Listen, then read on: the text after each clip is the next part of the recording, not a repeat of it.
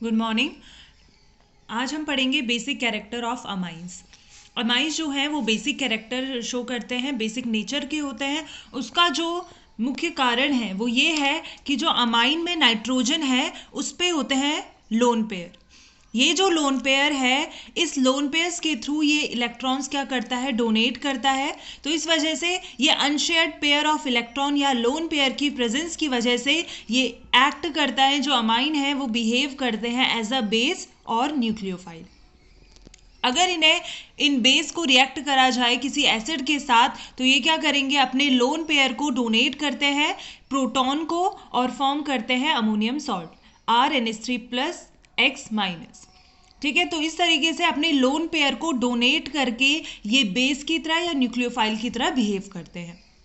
अगर इनकी बात की जाए ऑर्डर ऑफ बेसिसिटी की, तो गैशियस फेज में जो बेसिसिटी का ऑर्डर है वो सबसे ज़्यादा जो बेसिक है वो टर्शरी अमाइन है, नेक्स्ट उससे कम है secondary amine, then primary amine, और जो सबसे लीस्ट बेसिक है वो है अमोनिया।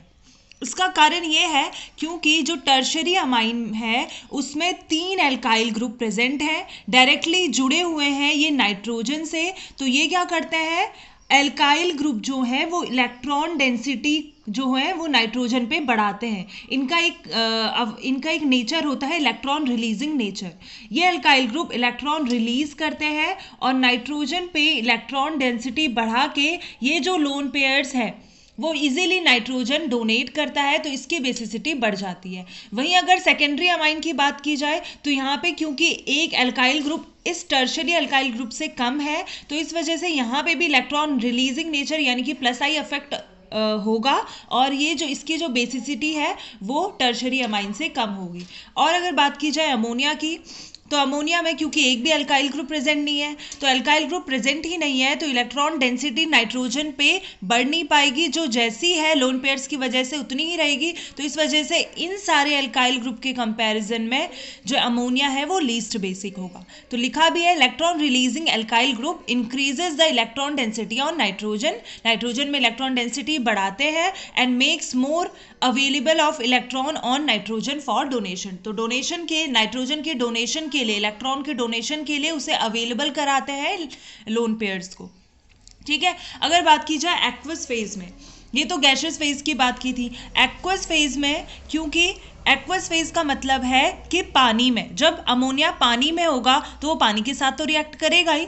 तो पानी में प्रेजेंट होता है H positive OH minus, proton present है, तो अमोनिया या कोई भी अमाइन वो क्या करेगा, अपने लोन पेयर्स को इस प्रोटॉन को दे देगा और इस प्रोटॉन के साथ बॉन्ड बना देगा। क्योंकि इसने अपने लोन पेयर्स इस हाइड्रोजन को, इस प्रोटॉन को दे दिए हैं, तो नाइट्रोजन में आ जाएगा पॉजिटिव चार्ज। ठीक है, अब वो सारे इफेक्ट्स, वो सारे फैक्टर्स जो इस अमोनियम जो आयन बना है, एल्काइल अमोनियम आयन, उसे जो वो फैक्टर्स जो इसे स्टेबलाइज करेंगे वही इसकी बेसिसिटी को क्या करेंगे, बढ़ाएंगे। तो यहाँ पे एक्वस फेज में अमोनियम कैटायन की स्टेबिलिटी ही फैक्टर होता है जो डिटरमाइन करता है बेसिसिटी को।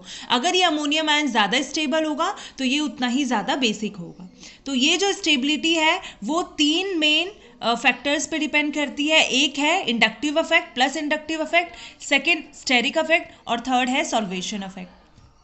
आपने जैसे अभी पढ़ा, जितना ज़्यादा इंडक्टिव इफेक्ट होगा, इलेक्ट्रॉन डेंसिटी उतनी ज़्यादा नाइट्रोजन में होगी, तो उतना ही ज़्यादा डोनेशन के लिए इलेक्ट्रॉन्स अवेलेबल होंगे नाइट्रोजन में। और साथ में ये पॉजिटिव चार्ज को एल्काइल ग्रुप क्या करते हैं, कम करते हैं इलेक्ट्रॉन डेंसिटी बढ़ा के। तो इसीलिए जितना ज़्यादा प्लस आई इफेक्ट या जितने ज़्यादा एल्काइल ग्रुप, तो उतना ज़्यादा जो भी अमोनियम आयन होगा वो उतना ही ज़्यादा बेसिक होगा और स्टेबल होगा। सेकेंड है direct solvation effect. Solvation effect का क्या है, जितना ज़्यादा सॉल्वेट होगा कोई भी अमाइन, सॉल्वेट होने का मतलब है जितना ज़्यादा वो पानी में घुल रहा है। अब पानी में घुलेगा कैसे, हाइड्रोजन बॉन्ड के थ्रू, क्योंकि अमोनिया में हाइड्रोजन है, ऑक्सीजन के साथ ये हाइड्रोजन बॉन्डिंग कर सकता है। तो जितने ज़्यादा हाइड्रोजन बॉन्डिंग होगा उतना ही ज़्यादा सॉल्वेशन होगा, तो उतना ही ज़्यादा जो अमोनियम आयन है वो क्या होगा, स्टेबल होगा, बेसिसिटी ज़्यादा होगी। अब यहाँ पे क्योंकि जो टर्शरी अमाइन है, टर्शरी अमाइन में एक ही हाइड्रोजन प्रेजेंट है, तो ये जो अमोनियम कैटायन जो बना है प्रोटॉन को डोनेट करके, इलेक्ट्रॉन डोनेट करके जो अमोनियम कैटायन बना है टर्शरी, वो क्या करेगा, सिर्फ एक ही हाइड्रोजन बॉन्डिंग में पार्टिसिपेट करेगा।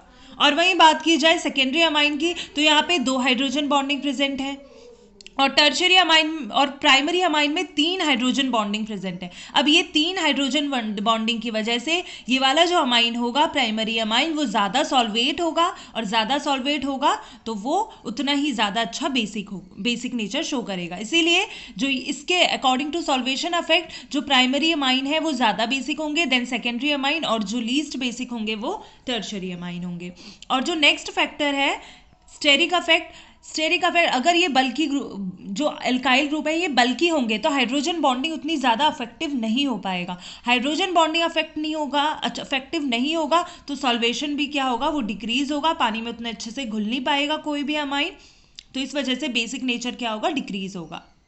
तो ऑल इन ऑल ये 3 फैक्टर का कंबाइन अगर अफेक्ट करके जो नेक्स्ट जो ओवरऑल बेसिक नेचर जो होता है वो ये होता है ऑर्डर ऑफ बेसिसिटी। इफ अगर आर एल्काइल ग्रुप छोटा है, कोई भी CH3 मिथाइल ग्रुप है, देन उस केस में हाइड्रोजन बॉन्डिंग जो है वो प्लस इंडक्टिव इफेक्ट से डोमिनेट कर जाएगी। तो इस केस में सबसे ज़्यादा जो बेसिक होगा वो होगा सेकेंडरी अमाइन, क्योंकि यहाँ पे प्लस आई इफेक्ट भी है और सॉल्वेशन इफेक्ट के लिए एक हाइड्रोजन भी है जिससे ये हाइड्रोजन बॉन्डिंग कर सकता है। तो सेकेंडरी अमाइन सबसे ज़्यादा बेसिक होगा। फिर उसके बाद होगा प्राइमरी अमाइन।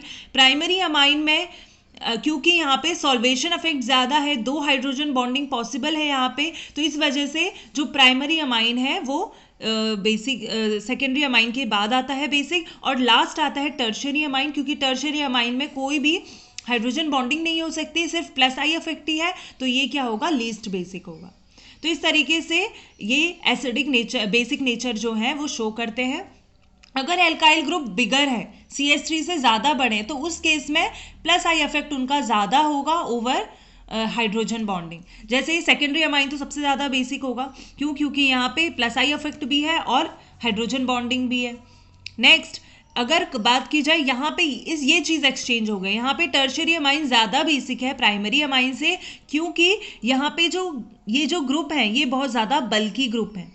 अब ये जो बल्की ग्रुप है ये हाइड्रोजन बॉन्डिंग पॉसिबल नहीं होगी, इन बल्की ग्रुप्स में हाइड्रोजन बॉन्डिंग इतना इफेक्टिवली होगा नहीं, तो इसमें ये प्लस आई इफेक्ट ज़्यादा शो करेंगे, ज़्यादा इलेक्ट्रॉन रिलीजिंग होंगे, ज़्यादा इलेक्ट्रॉन डेंसिटी नाइट्रोजन में बढ़ाएंगे, तो इस वजह से plus I effect he determining factor होता है इनके बेसिसिटी के। तो इसीलिए टर्शियरी अमाइन ज़्यादा बेसिक है प्राइमरी अमाइन से, क्योंकि यहाँ पे हाइड्रोजन बॉन्डिंग इतनी इफेक्टिवली नहीं होगी, तो इस वजह से प्राइमरी अमाइन लास्ट में लीस्ट बेसिक है।